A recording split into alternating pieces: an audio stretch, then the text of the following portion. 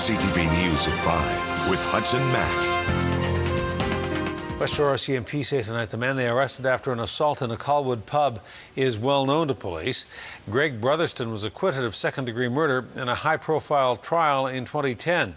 He was charged, along with his father, former Highlands councillor Ken Brotherston, and his brother Ken Jr., in the beating death of Keith Taylor. All were found not guilty.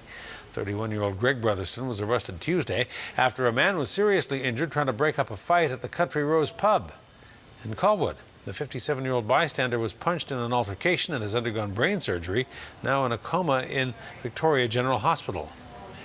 It was a domestic altercation that had occurred inside the pub. From there, the couple that was domestic actually exited the pub, which would have been followed by patrons that were concerned. And from there, one of the patrons was the 57-year-old male. From understanding, is confronted one of the male, and from there was struck, which he fell, and I guess received severe head injuries. Brotherston has been charged with aggravated assault and made his first court appearance this morning. A 32-year-old Victoria man is facing several charges after an elderly man was brutally attacked. The suspect is Preston Sabas, who was arrested shortly after the assault. The 65-year-old victim was walking in the 700 block of Johnson Street early yesterday morning when a man attacked him, threw him to the ground, and then stomped on his head, chest, and legs. The attack stopped only when witnesses intervened.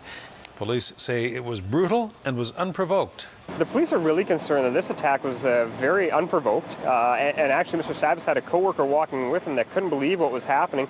It was actually one of the people that called 911 and thought that actually Mr. Sabas was going to kill this man. Very concerning to us, the level of aggression and violence unseen on stranger and stranger attacks here.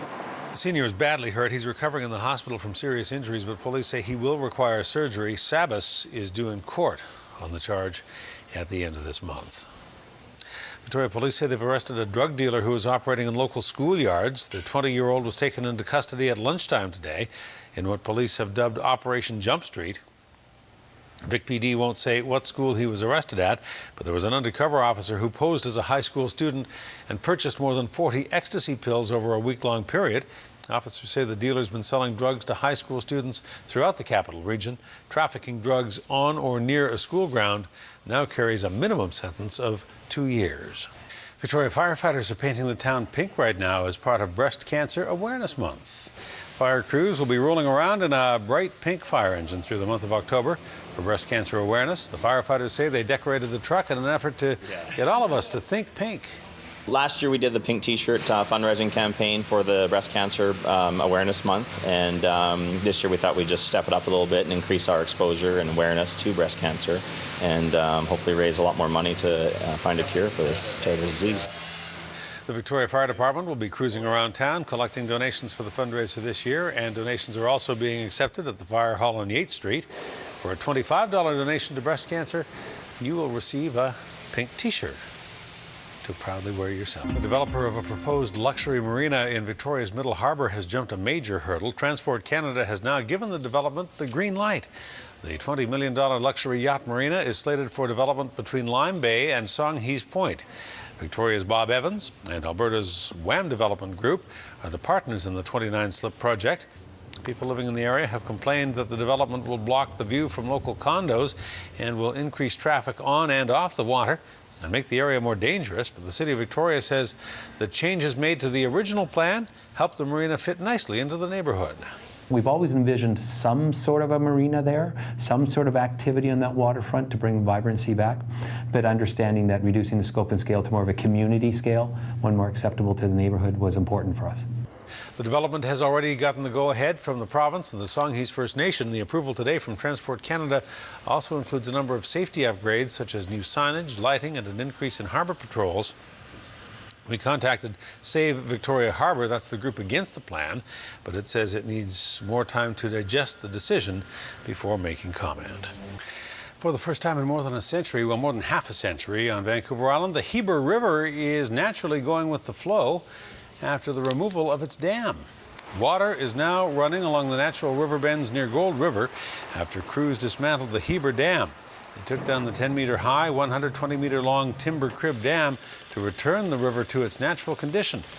BC Hydro says restoring the river has been a work in progress.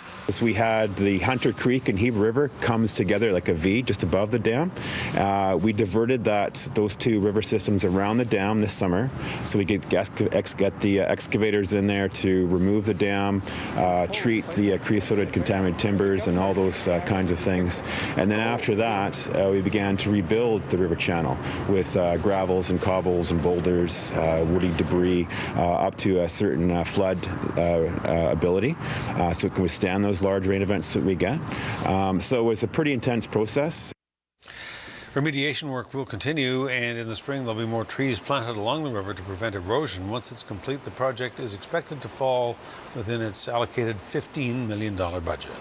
Another recall to tell you about tonight. Kellogg's is recalling most of its Mini Wheat's original frosted and brown sugar cereals. The Food Inspection Agency says pieces of potentially harmful metal were found in the cereal.